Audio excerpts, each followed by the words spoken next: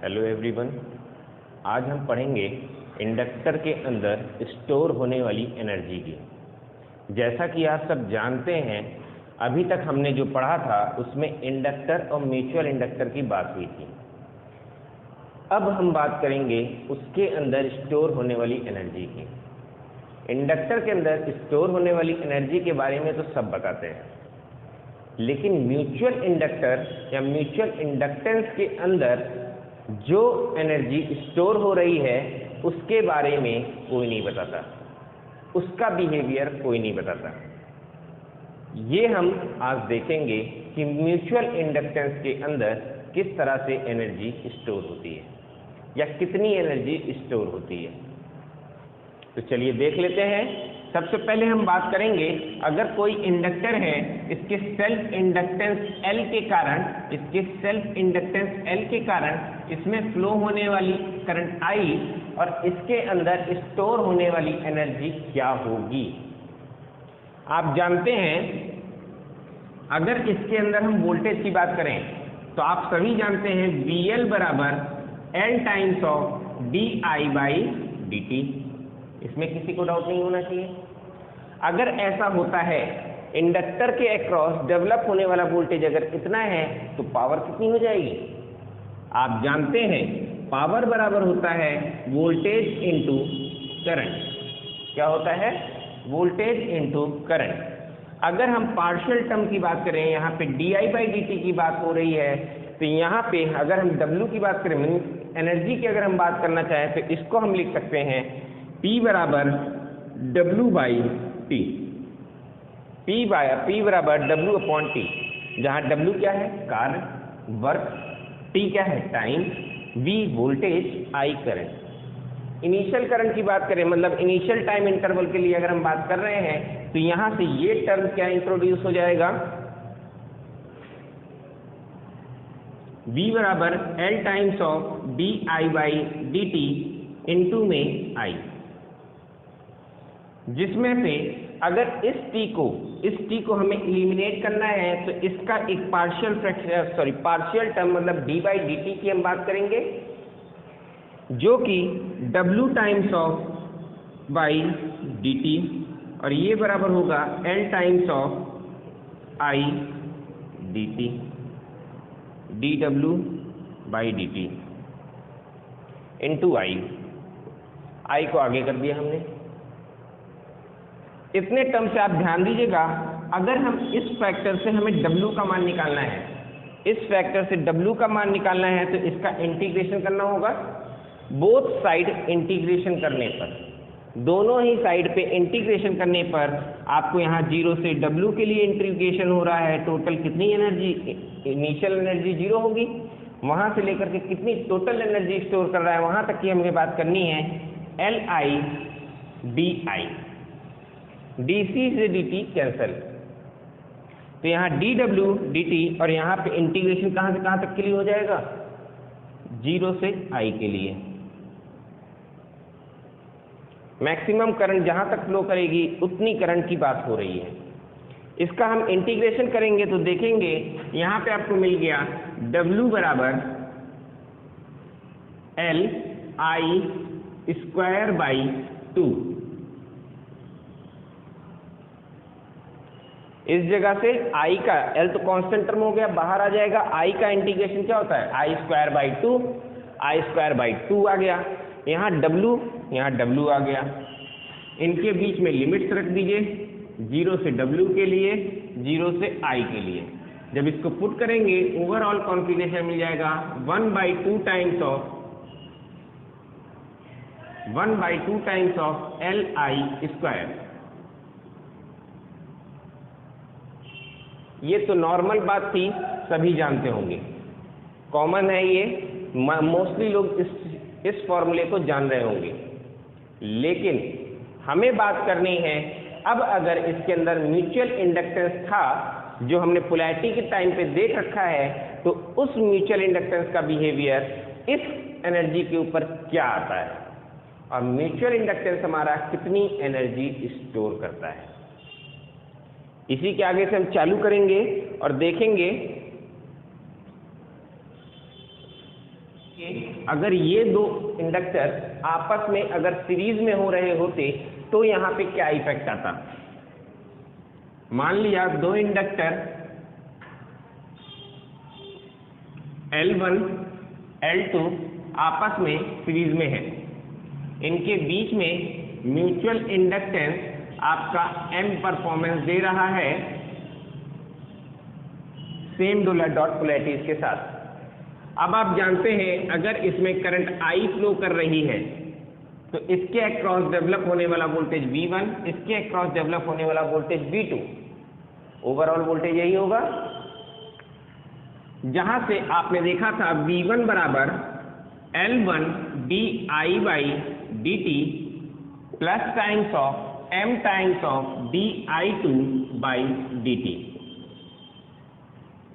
वैसे ही V2 L1 L2 di2/dt plus में M times of di/dt, ऐसा है। अगर इन टर्म से हम ओवरऑल वोल्टेज की बात करें कि इस सर्किट के अक्रॉस डेवलप होने वाला टोटल वोल्टेज कितना है, तो हमेशा आप जानते हैं वोल्टेज का अलजेब्रिक सम हो जाता है, इसलिए टोटल वोल्टेज V इक्विवेलेंट बराबर आपको मिलेगा V1 प्लस V2, जो कि बराबर होगा L1 प्लस L2 प्लस में 2 times of M into di/equivalent/dt, V equivalent. ये हमने डेरिवेशन पहले भी देख रखा है जब हम म्यूचुअल इंडक्टेंस के साथ इंडक्टेंस निकाल रहे थे तब, लेकिन अब हमें यहाँ एनर्जी की बात करनी है, तो ठीक टर्म में एनर्जी को आगे इंट्रोड्यूस करते हैं। पावर बराबर क्या होता है, P बराबर वोल्टेज इंटू करंट, मतलब V इक्विवेलेंट तो I इक्विवेलेंट। इन दोनों का मल्टीप्लाई करना है तो हम इनका मल्टीप्लाई कर रहे हैं, लिख रहे हैं L1 P बराबर L1 plus L2 plus 2M di equivalent upon dt into में I इक्विवेलेंट, ऐसा लिख सकते हैं। इतने टर्म में से इसको हम आगे ला सकते हैं, जैसा अभी हमने उसमें किया था। पावर बराबर क्या था, W/T, तो ऐसा ही हम इसमें भी लगाएंगे dW/dt, ये बराबर होगा L1 plus L2 plus 2M into I equivalent into में di इक्विवेलेंट/dt, इतने के बराबर होगा। ये कांस्टेंट टर्म है, इतने में से हमें dt को अगर एलिमिनेट करना है तो इंटीग्रेशन करना होगा।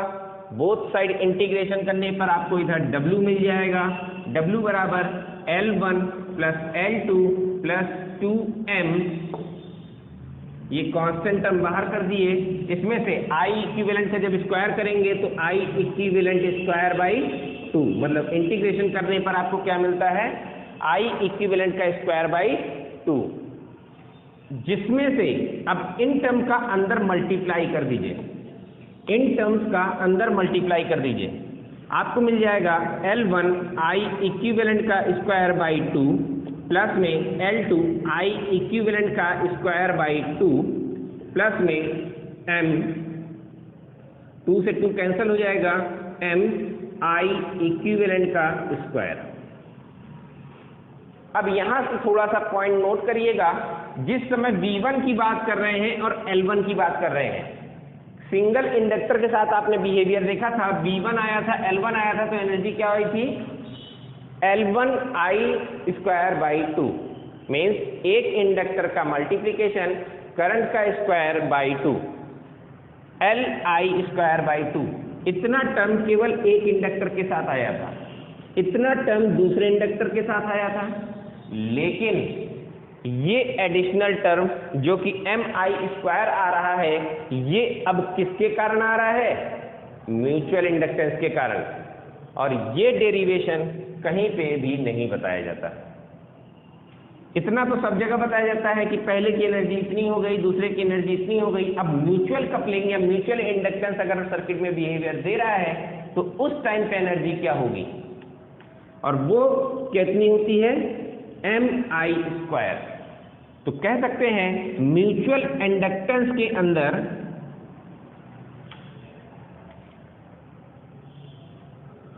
म्यूचुअल इंडक्टेंस के टर्म में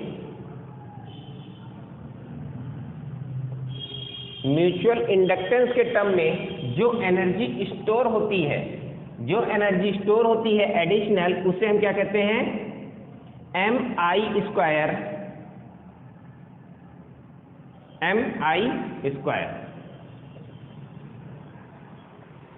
कितनी होती है, mi²। और ये आपको कहीं पे भी नहीं बताया जाएगा। अभी ये सीरीज के लिए हमने देखा है। अब ऐसा ही केस अब हम देखेंगे ट्रांसफार्मर के अंदर स्टोर होने वाली एनर्जी के बारे में, जिसमें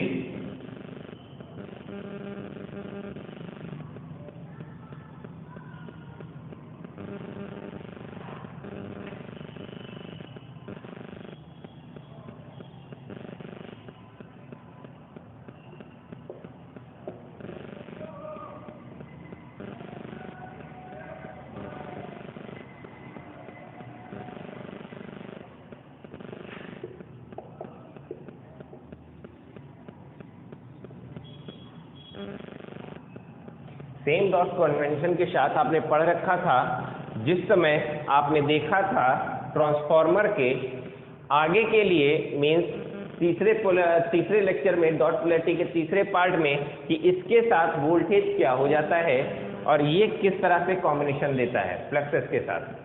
मान लेते हैं इसमें फ्लो होने वाली करंट I1 है, फ्लो वोल्टेज V1 है, तो टोटल पावर कितनी हो जाएगी, P1 बराबर V1 इंटू I1। बिल्कुल हो जाएगा ऐसा। यहीं से हम ध्यान देंगे P2 बराबर V2 इंटू I2। सभी जानते हैं ये चीज। इसके बीच में म्यूचुअल इंडक्टेंस हमने मान लिया M12 है। क्या है, M12। तो इस केस में अब हम जब बात करेंगे इसके अंदर स्टोर होने वाली एनर्जी की, तो पहली एनर्जी तो यही लग रहा है कि सीधे सीधे इतने टर्म को क्या कर दें, ऐड कर दें।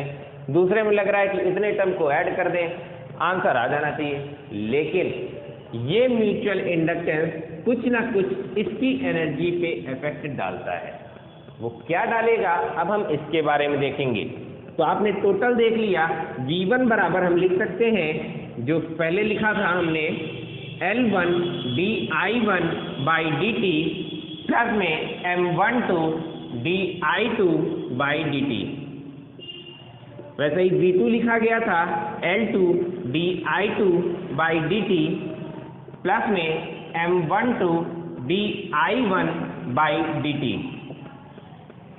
इतना आपने पढ़ रखा है पिछले लेक्चर्स में।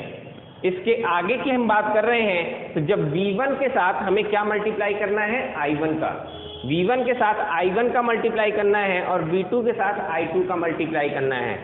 तो देखने पे से ध्यान दीजिएगा, थोड़ा सा इसमें थोड़ा सा समझना है। जब हमने V1 के साथ I1 का मल्टीप्लाई किया, मतलब पावर P1, इसको निकालने के लिए हमने क्या किया, L1 I1 dI1 by dt plus में M12 dI2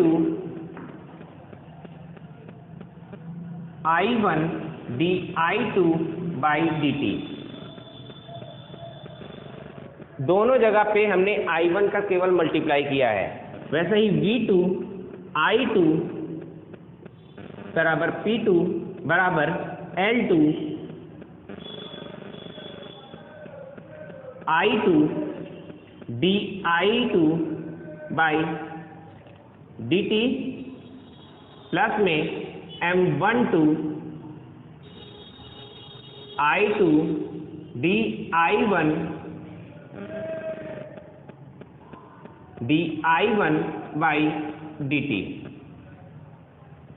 इतने कॉन्सेप्ट में आपको प्रॉब्लम नहीं है, लेकिन अब यहाँ ध्यान देने वाली बात है, क्या ये पावर हम डायरेक्टली ऐड कर सकते हैं?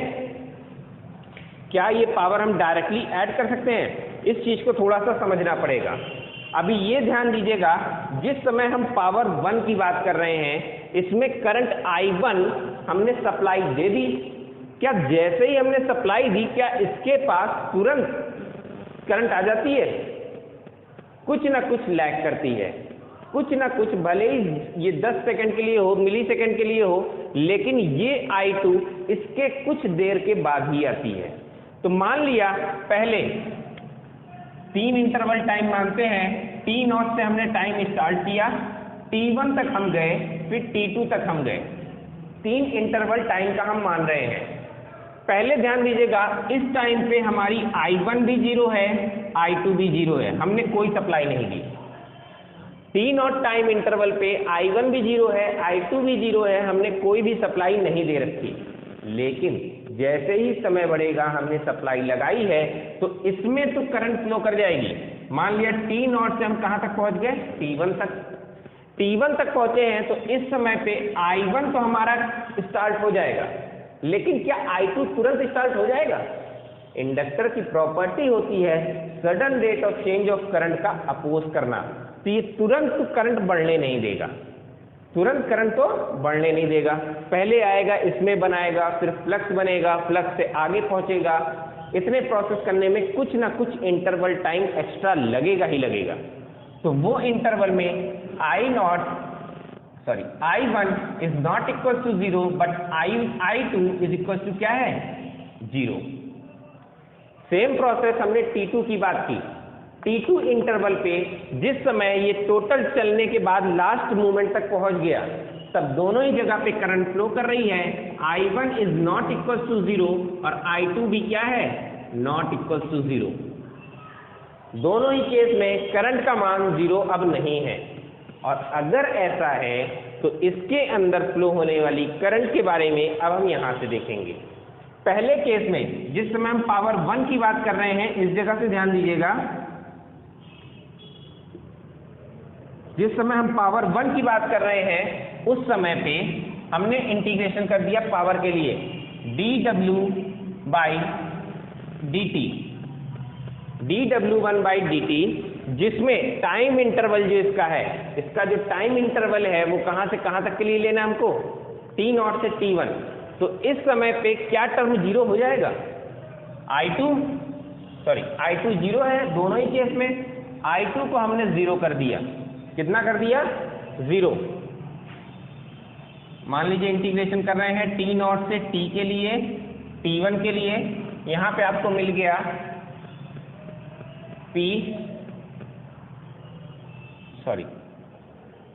क्या लिख रहे हैं?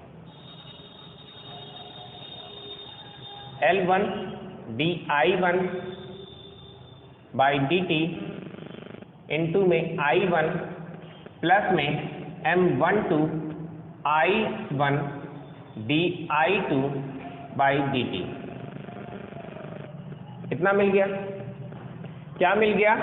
Integration with T0 T1 dw1/dt, ये बराबर है L1 di1/dt into I1 plus में M12 I1 di2/dt।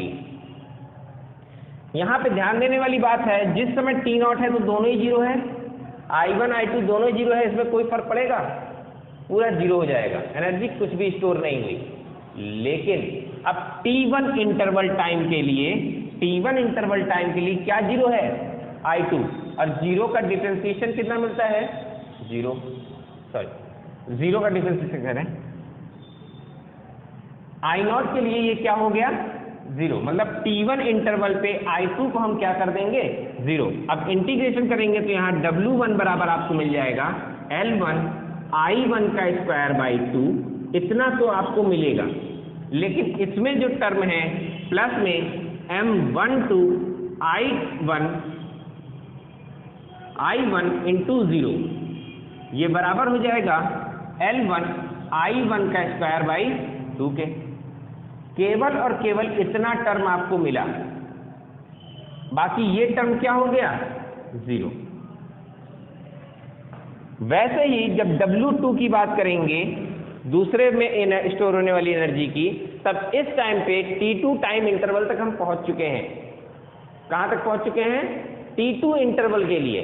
तो इस समय पे दोनों ही एनर्जी वर्क कर रही है और दोनों कम काम कर रही है, तो हम लिख सकते हैं L2 I2 का स्क्वायर बाई, नहीं यहीं से लिखते हैं, I2 dI2 by dt plus में M12 I2 dI1 by dt। ऐसा है। तो अगर ऐसा है तो इसमें से आप सॉल्व करेंगे L2 I2 का स्क्वायर बाई 2 प्लस में M12 I2 I1। अब ओवरऑल एनर्जी की अगर हम बात करें तो टोटल एनर्जी कितनी हो जाएगी? W1 plus W2। Total energy W बराबर L1 I1 का स्क्वायर बाई 2 प्लस में L2 I2 का स्क्वायर बाई 2 प्लस में M12 I1 I2। ये एक्स्ट्रा म्यूचुअल इंडक्टेंस का जो टर्म आ रहा है यही आपकी एनर्जी पे इफेक्ट डालता है। इसी को मैंने कहा कि म्यूचुअल इंडक्टेंस के अंदर स्टोर होने वाली एनर्जी, जो कि आपको M12 I1 I2 के बराबर मिल रही है। कितने के? M12 I1 I2 के। इतने इसके बारे में तो सब बता देते हैं। L1 I स्क्वायर, सॉरी यहाँ I1 है, यहाँ पे I1 है, इतने के बारे में सब बता देते हैं। L1 I1 का स्क्वायर बाई 2, L2 I2 का स्क्वायर बाई 2। लेकिन इन टर्म्स ऑफ ट्रांसफॉर्मर में हम जब चलते हैं तो वहां पे एक्स्ट्रा ये जो म्यूचुअल इंडक्टेंस आ रहा है, ये म्यूचुअल इंडक्टेंस एक्स्ट्रा इफेक्ट डालता है एनर्जी के ऊपर, और यही म्यूचुअल इंडक्टेंस के अक्रॉस स्टोर होने वाली एनर्जी है, जिसे कोई नहीं बताता। इसको आप नोट कर लें और समझ लें। किसी को कहीं दिक्कत हो तो कमेंट में पूछ सकते हैं।